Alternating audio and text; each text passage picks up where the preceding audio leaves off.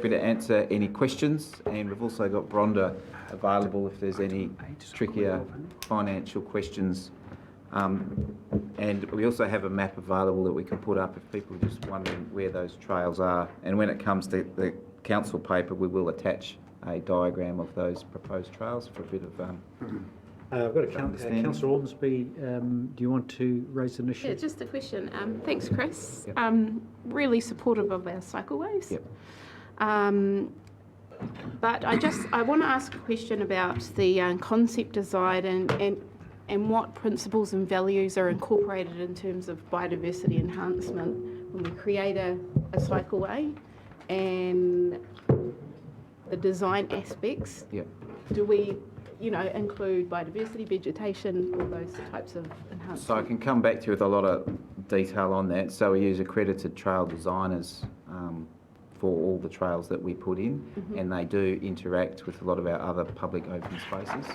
Really the intent of this paper is we are effectively committed and have already designed most of this work, and we do have a bit of a legacy funding gap, which is really the point of this particular paper. So I can talk to you offline about those other aspects if you like.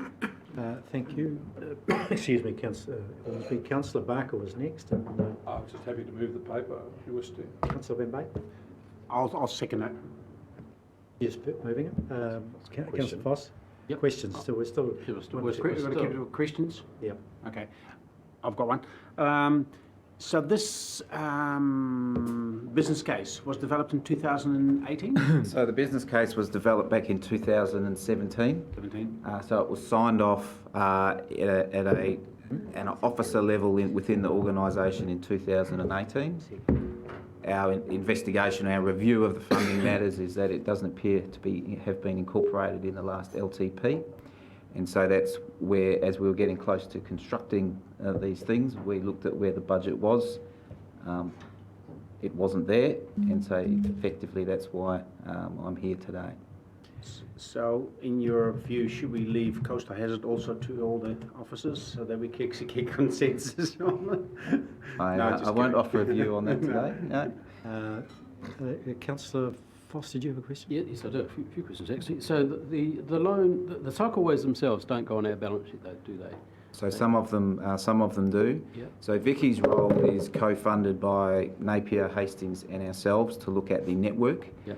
And so we own and maintain some cycle trails that are predominantly on our land or our areas of interest. Same with Hastings, same with Napier.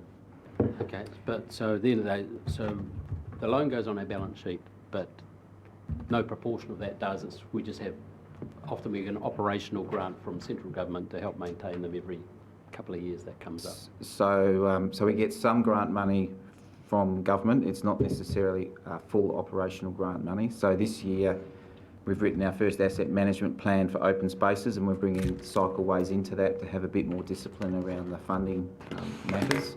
Yep. So we put in a proportion on the second page there. There's a breakdown of who pays what. So see that. Okay, and well, obviously there's an ongoing cost to maintain them too, which is the other part of the question. But that's okay. The paper itself says raise a loan for the required 418. Yep. We're not raising a specific loan for this. Recommendations are slightly different to that. They just say draw down a loan. Yeah. So we're not specifically raising a loan, are we? Okay. There's 200 k's of off-road trails as per the paper. Yep. Does that include any other of the trails as we'd recognise them off-road, or is that 200 across the bay? So that's for the trail network. In addition, there's the highway network, which is more the metropolitan paved surfaces. Yep. So the 200 is the limestone. There's some paved areas in there, but it's the trail network that we promote, which is different from the urban highway. Okay.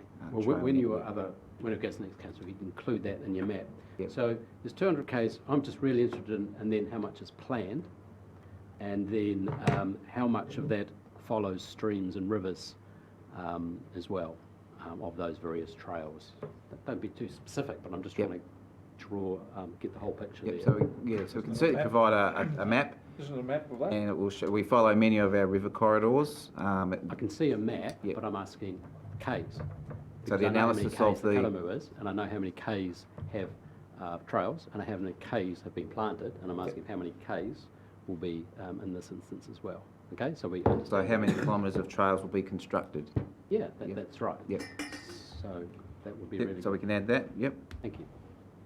Just, Councillor Vermaak. just to comment that actually these particular items that are for discussion here, there's, if you want to know it for the reason of on the cost per K, these are actually very expensive items, these particular three, because of the issues that they Yeah, I have created in understand. the past. If there aren't any other questions, Just a point of interest is that yesterday the media covered this particular paper. That particular article contained a lot of errors and we didn't contribute to it in any way, and we have spoken to Hawke's Bay today and asked that it's removed from their digital platform, and we're helping them correct the article. So anyone happened to read it? Was it written by Bruce Bissett? I'm not sure who wrote it, but it's just factually incorrect. hasn't stopped me before. Look, Chris, I just want to go to this is over a 10-year period, and the consequences are near 50k impact on general aid. Yep. You've amortised it over 10 years. 10-year period, Going to our procurement policy, which talks about the whole of life costs. Can you enlighten me as to whether, one, we've engaged with the procurement policy for this recommendation, and if so, if not, why not? So part of the term, we work with finance to determine a suitable term. It's worth noting that some of this will be capital that is spent on our assets and capitalised, and some will be operating as it is effectively paying for someone else's asset. So that's where the 10 years was felt as an appropriate term, and like using a 30-year term where on something we fully capitalised was probably not appropriate. Each of these are, again, procured through different organisations. So in the terms of the Whanganui particular trail, we are delivering that through our systems. Hastings is delivering the Waimarama Road, so they'll be following their procurement practice.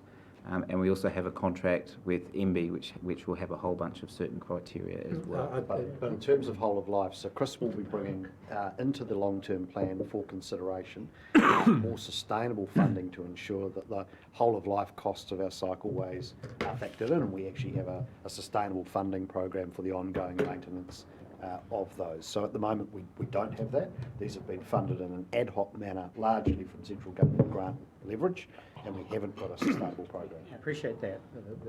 We've got a number on the table now, and that carries with it an implication around its probity. Yep, so that ongoing operating cost. So we have indicated, I think, $8,500 a year as notional maintenance, and we only maintain the assets we own. We don't maintain other people's assets. Okay. Yep. Can I get a comment from the financial controller around the nature of this rise, this advance, given it's somewhat ad hoc, so we're adding to our rate burden by about 0.25%. So my concern is if we've got a whole string of unplanned increases, we've burnt up all of our capacity on a one-off basis without having the ability to prioritise each of these spending items. So how are we going to deal with these going into the long-term plan and ultimately landing with our rate demand? So firstly, we obviously do not intend to bring you these sort of ad hoc requests on a regular basis.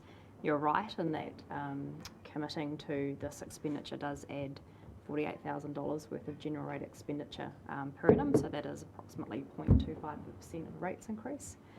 And that will effectively sort of wrap up into the baseline numbers going into next year's budgeting. So it is a commitment going forward for the 10-year period.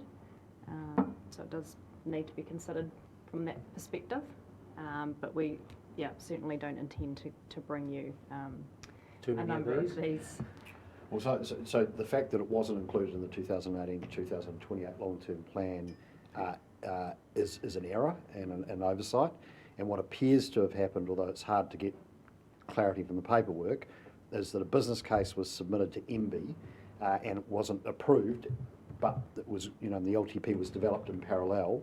So while a business case was submitted because the funding hadn't been approved, our allocation or our contribution wasn't put into the LTP, but then subsequently MB approved the funding, and because we hadn't ring-fenced any funding for it, we're now in this uncomfortable situation of having to come to you acknowledging that there's a whole bunch of other players who have contributed their funding and these projects are ready to go and they're being held in the balance, if you Yeah, like. the background is by- understandable, Yeah. and I can see why it's come in. It's a logical process.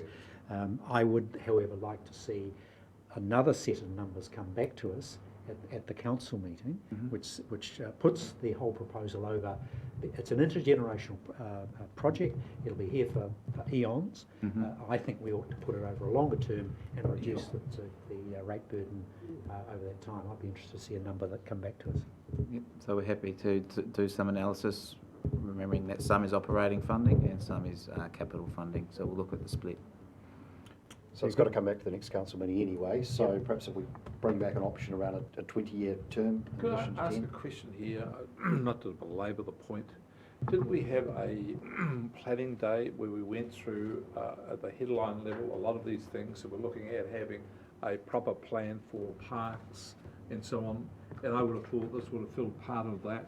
We're going to have a sort of a business model for that, and the funding and et cetera, all of that's going to be in it. So if that's what we're going to do in the near future, why would we go and pull this piece out, work out, to do this one-off when we're going to do the whole lot as a package? Yes. So it's Right? time. Timing. It's all about timing. This. You are going to get the whole package on the 23rd of September for the LTP, but of course that's not going to be able to be executed until the next financial year. Sure, I These get are that. projects that are ready to go now, and the other partners are now waiting. So we could defer this till the long-term plan. Well, no, But these- I don't want to do that. I'm just saying that the thing that the chair is picking his way through to is he wants to have the long-term cost of this set out and long-term put into a right place we get the perspective of it. And he wants it for this project. But I think what we've also got is a bigger piece of work was doing that exact same task for all of these associated things. And the question I have is why are we going to go and do a long-term look at this particular project separate from the collective thing we're doing for the lot? I would have thought best to do this decision, put it with a bundle, and then come back with a plan for the lot. So I understand the question. I think possibly another way of looking at the chair's suggestion is that by putting the loan period over a longer period, we're lowering the annual cost of servicing this, so we're creating more room for the discussion, if you like, around the longer term funding. But look, you will get the bigger picture on the 23rd of September, and then this will come back for the council meeting the following week. So within quick succession, you will be able to see the longer, more Wait a month. strategic picture, and then make the final decision in relation to There's no this. problem with that. Councillor Williams. Thank you. I just wanted to check, one, that this is legal, given that it's not manual payment, it's legal. We can do this. So it's our view it is, because it does relate to an existing level of service, and there's a materiality question in terms of the financial impact, which we don't believe triggers the significance of engagement policy. Two other perspectives. One is that, we've just been talking about COVID recovery, leveraging assets that bring people into the region and all the rest of it. And this does seem to be, in principle, albeit somewhat ad hoc, very broadly in line with what we're trying to do strategically in that regard. The other perspective is that this is the same scale investment of the first year of the climate change mitigation group that Councillor Barker proposed, and we don't seem to be batting an eyelid over it, so there you go. Just like to set up. Point I was going to make, stole my thunder. Yeah, well, Anyway, the that issue doesn't we've need got an there is cycling as an existing level of service. That was introducing a new level of service, which was a principal part of our challenge and why we recommended it would have required consultation. I understand that. The dealing with the environment, climate change is not All a right, service. I think we know where we're going. Can we have a mover for the recommendations I'll happily move. at 1 and 2? We've had a I'll mover, happily second. seconded by Councillor Graham.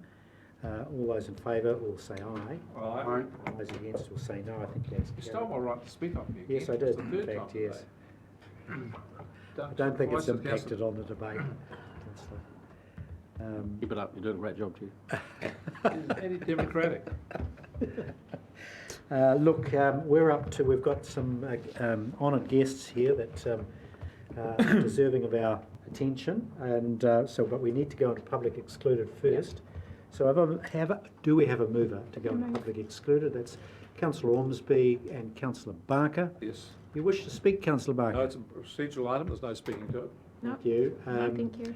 All those in favour of going Aye. public excluded will say aye. Those against will say no. That's carried. We're in public excluded. Thank you.